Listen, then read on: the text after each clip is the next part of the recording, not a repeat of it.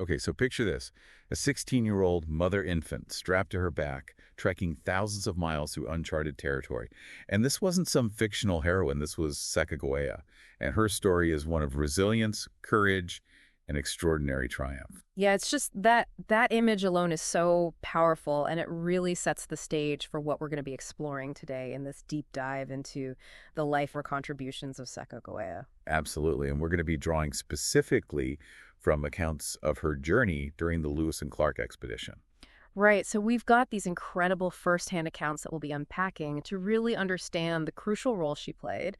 And I think what's really important for us to uncover is not just the historical facts. Yeah, I agree. It's more than just dates and names, right? Exactly. It's about understanding the immense challenges she overcame and why her story continues to resonate with us even today. I think it's that human element that really draws people in. It's that ability to connect with her story on a personal level. Definitely. And I think as we go through this, you'll see how Sacagawea's life really offers some incredible insights that are relevant to all of us even centuries later. Okay, so let's dive in. What's fascinating to me is that even before the expedition began, Sacagawea's life was already marked by incredible upheaval. Yeah, she was born into the Lemhi Shoshone tribe in Idaho, but her early life was tragically disrupted when she was abducted by the Hidatsa tribe at just 12 years old. 12 years old, imagine being torn from your family, your culture, everything you know at that age. It's almost unimaginable, right, to have that sense of belonging and identity ripped away so abruptly and at such a formative age. It really makes you think about the very foundations of who we are and how those early experiences shape us. And then to add another layer of complexity to her story, she was later sold into marriage to Toussaint Charbonneau, a French-Canadian fur trader. So from her Shoshone upbringing to being captured by the Hidatsa tribe and then entering into this completely different cultural world with a fur trader, it's just layer upon layer of change and adaptation. Absolutely, and it's through this connection with Charbonneau, however unforeseen, that she ultimately becomes involved in the Lewis and Clark expedition. Yeah, talk about a twist of fate, right? But what strikes me is her resilience through all of this. Yes, her ability to adapt and to navigate these drastically different cultural landscapes. I mean, that in itself is a testament to her strength. Totally. And that strength would prove to be essential as she faced the grueling challenges of the expedition. Right, so then in 1804, just after giving birth to her son Jean-Baptiste, she joins the Corps of Discovery. Okay, stop right there. Can you even picture this? A 16-year-old mother carrying her newborn, embarking on this incredibly arduous journey into a largely unknown territory. It's a truly incredible image, and I think it challenges our preconceived notions of what someone in that situation is capable of doing. It's like a redefinition of what resilience means. Absolutely, and we're not just talking about a walk in the park here. I mean, the physical demands alone are staggering.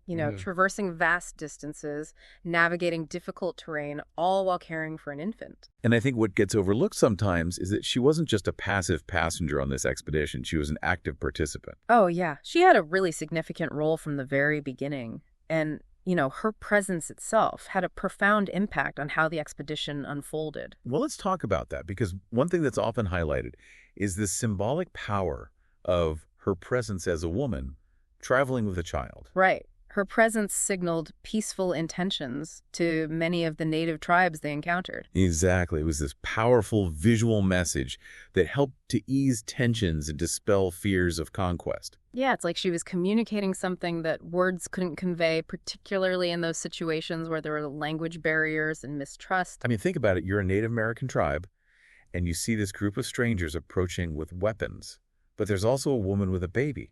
It sends a completely different message.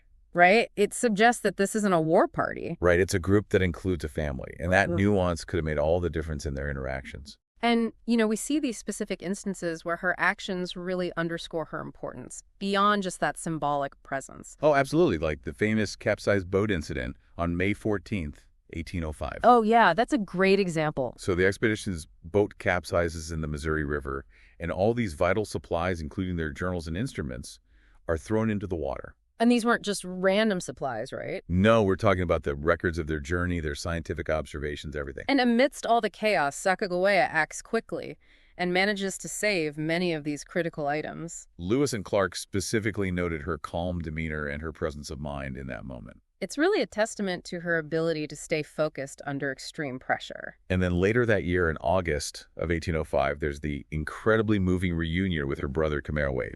Oh, yeah, that's another really pivotal moment. He was the chief of the Lemhi Shoshone, and While the emotional significance of that reunion can't be overstated, it also had immense strategic importance for the expedition.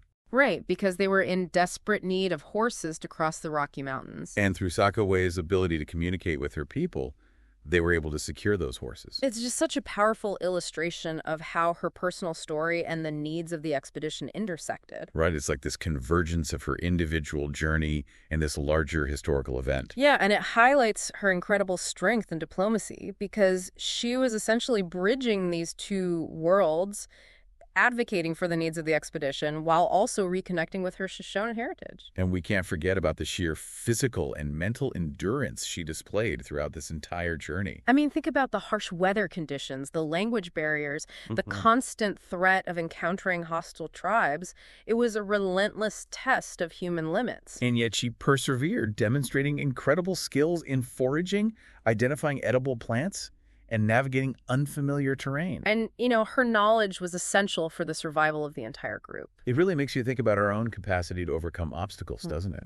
Absolutely. Her story is like a masterclass in resilience. But here's the thing. Despite these vital contributions, Sacagawea's story remained largely untold for a significant period of time. Yeah, she was almost invisible in the dominant historical narratives. It makes you wonder about whose stories get told and whose stories get left out. It's likely a combination of factors. The biases of the time, the fact that she was a woman, a Native American, all contributed to her being marginalized in the historical accounts. It's like a piece of the puzzle was missing. Exactly, and it underscores the importance of continuously re-examining history and questioning those traditional narratives.